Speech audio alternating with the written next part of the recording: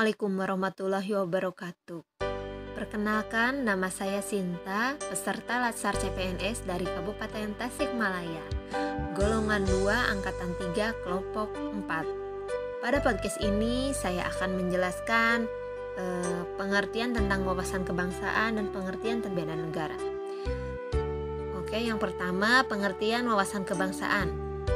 Wawasan kebangsaan adalah cara pandang kesadaran diri sebagai bangsa Indonesia dalam rangka mengelola kehidupan berbangsa dan bernegara yang dilandasi oleh jati diri bangsa dan kesadaran terhadap sistem nasional. Selanjutnya, sejarah kebangsaan Indonesia ditandai terbentuknya Budi Utomo. Budi Utomo ini adalah sebuah organisasi pemuda yang didirikan oleh Dr. Sutomo dan para mahasiswa Stovia pada tanggal 20 Mei 1908. Berdirinya Budi Utomo menjadi awal gerakan yang bertujuan mencapai kemerdekaan Indonesia. Walaupun pada saat itu organisasi ini awalnya hanya ditujukan bagi golongan berpendidikan Jawa. Perhimpunan Indonesia atau PI merupakan organisasi pergerakan nasional pertama yang menggunakan istilah Indonesia. Bahkan Perhimpunan Indonesia menjadi pelopor kemerdekaan bangsa Indonesia di kancah internasional.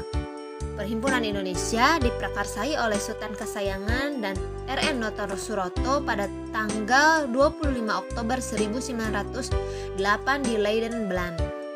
Selanjutnya, adanya Kongres Pemuda pertama yang dilaksanakan pada tanggal 30 April hingga 2 Mei 1926 di kawasan Lapangan Banteng, Jakarta. Dalam kongres ini dibahas berbagai persoalan seperti pembentukan badan terpusat, gagasan persatuan, peran wanita, peran agama, serta peran bahasa menuju Indonesia merdeka. Kemudian adanya Kongres Pemuda II. Sumpah Pemuda tercetus pada tanggal 28 Oktober 1928 di Batavia.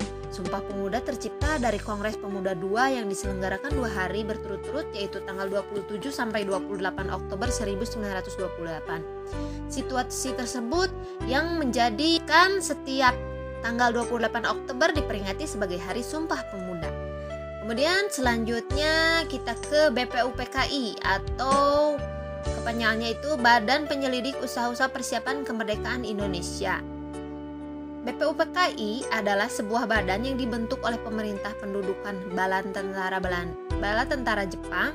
Pendirian badan ini sudah diumumkan oleh Kumakichi Harada pada tanggal 1 Maret 1945, tetapi badan ini baru benar-benar diresmikan pada tanggal 29 April 1945.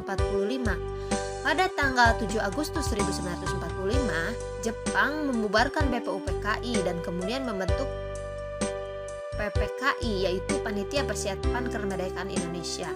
Pada tanggal 14 Agustus 1945, Jepang secara resmi menyerahkan kepada sekutu. Kemudian selanjutnya yaitu kemerdekaan Indonesia resmi jatuh pada hari Jumat 17 Agustus tahun 1945.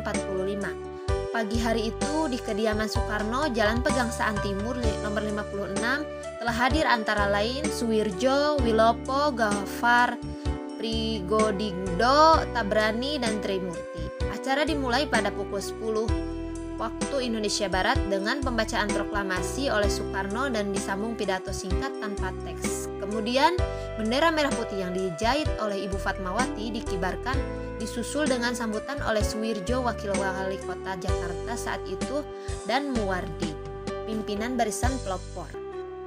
Berbicara tentang negara Indonesia, pasti tidak akan terlepas dari 4 konsensus dasar yang dimilikinya. Yaitu 4 konsensus itu tersebut terdiri dari 1. Pancasila, 2. UUD Negara Republik Indonesia tahun 1945, kemudian NKRI, dan yang terakhir Bhinneka Tunggal Ika.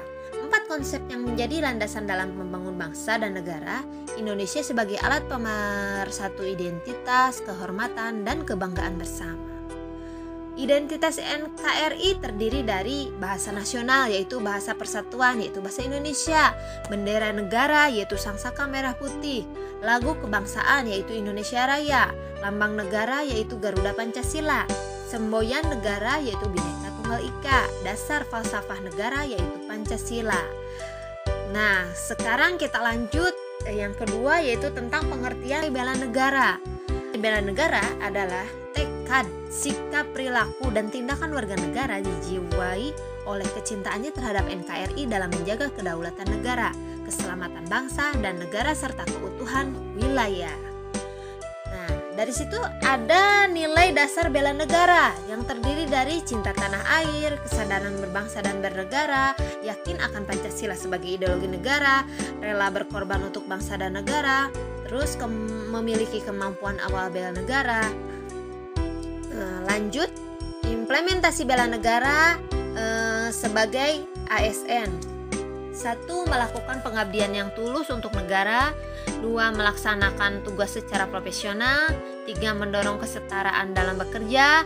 4. Memegang teguh ideologi Pancasila. 5. Melakukan pelayanan kepada publik secara jujur dan tanggap. Mungkin hanya itu yang dapat saya sampaikan. Kurang lebihnya mohon maaf.